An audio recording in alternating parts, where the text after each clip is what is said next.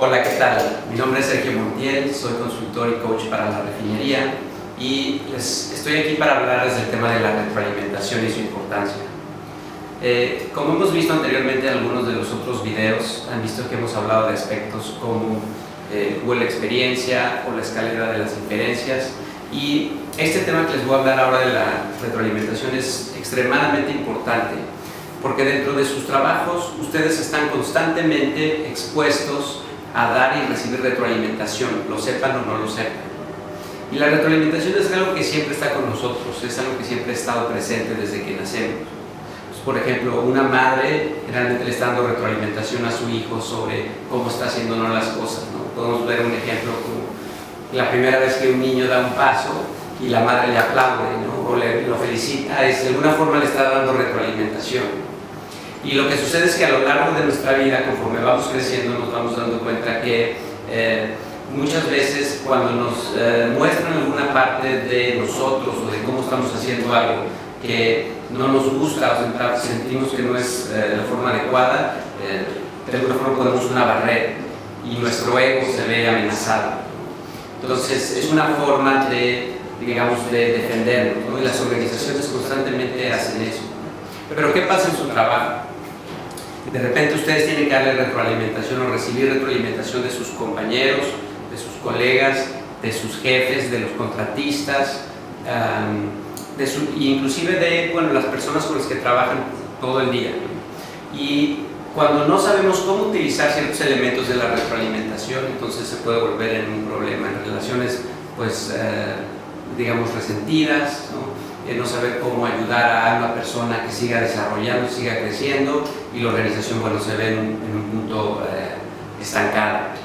Entonces, la base que les hemos presentado de retroalimentación consta de tres, digamos, de tres bases, ¿no? Y la primera es la realidad compartida. Entonces, es cuando hay algo que de alguna forma u otra no está haciendo o no está sucediendo de la forma en la que queremos, es importante checar si en realidad compartimos lo que está pasando con la otra persona. Entonces, ustedes aprendieron en otro ejercicio a cómo hacer eso, ¿no? Y me refiero al cubo de la experiencia.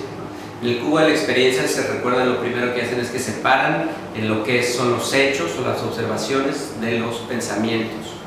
Y de alguna forma pasa lo mismo con la retroalimentación. Para poder darle retroalimentación a alguien de algo, es importante que estén en el mismo canal, digamos, que sepan que las cosas son las mismas de las que están hablando.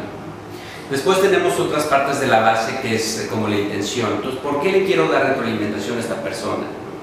Quiero que esa persona se siga desarrollando, que aprenda nuevas habilidades y competencias, y muchas veces no nos damos cuenta que damos retroalimentación sin una intención clara.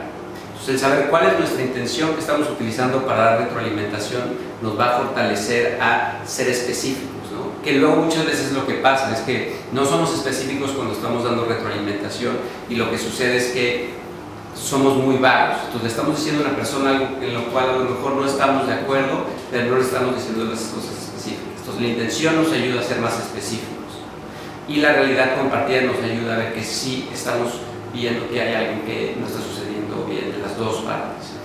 Después tenemos el aspecto de confianza, y el aspecto de confianza es muy relevante porque puede ser que muchas veces una persona no nos dé permiso a veces para dar o recibir retroalimentación, o que nosotros no le demos el permiso a esa persona. Sin embargo, en nuestro trabajo, para trabajar como un equipo efectivo, es importante a veces recibir retroalimentación y dar retroalimentación. Entonces la confianza se vuelve una parte muy importante. Entonces, ¿cómo construimos confianza? En mi opinión, aprendiendo los elementos básicos de cómo dar retroalimentación, como lo estamos haciendo ahora. El segundo nivel tiene que ver con el tipo de lenguaje que se utiliza, ¿no? Entonces es muy importante ser preciso en el tipo de lenguaje que se va a utilizar. Entonces, por ejemplo, si le vamos a dar retroalimentación a alguien sobre un informe que entregó atrasado, podemos hacerlo de varias formas. Le podemos decir: tu informe está mal, eres un desorganizado, o no pones atención. Y si ven, lo que pasa ahí es que eso es sobre todo un juicio de valor. No se están manejando los datos concretos, ¿no? Entonces ahí la realidad compartida. ¿Cómo podríamos hacerlo de una manera distinta? Sería: noté que recibí tu reporte corte un día más tarde del que habías quedado. ¿Estás de acuerdo con eso? Y la persona te puede decir sí o no estoy de acuerdo. Generalmente, cuando lo checas y es un hecho, entonces la va a ver una realidad compartida. Y de ahí entonces, en vez de emitir un juicio de valor en donde sea la persona eres un desorganizado o eres un flojo o no haces las cosas bien, más bien es qué es lo que te está pasando, ¿no? Hubo algo que no entendiste, cómo te puede ayudar para que la próxima vez pueda ser más eficiente y que se empiece una conversación de retroalimentación. Entonces, esa es una de las formas como vamos construyendo. Y el tercer elemento es el contexto. Esto es muy importante porque muchas veces no se toma en cuenta. Entonces, cuando vamos a retroalimentación, puede ser que necesitemos un espacio privado en donde la persona emocionalmente esté dispuesta a tener esa conversación y que no resulte como una amenaza o que no resulte como algo que es, digamos, totalmente inapropiado. Entonces, el contexto, el lugar y el tiempo son muy importantes para ver cuándo hay que tener este tipo de conversación. Hay distintos tipos de retroalimentación. Entonces, la retroalimentación puede ser para el desempeño, para el desarrollo, una retroalimentación, digamos, en donde se estén cumpliendo los objetivos, otra retroalimentación en donde esté por debajo del cumplimiento de objetivos de desempeño. Entonces, lo importante yo diría que de mantener en mente es tratar de siempre verlo con un enfoque apreciativo, ¿no? Apreciar lo que la gente está haciendo y tal, y agregar una parte que tenga que ver con qué es lo que requiere hacer distinto o qué es lo que requiere aprender esa persona. Eso lo va a ayudar a que constantemente sigan desarrollándose en su relación con colegas, ¿no? Y que la organización tenga digamos un rendimiento mucho más efectivo en general.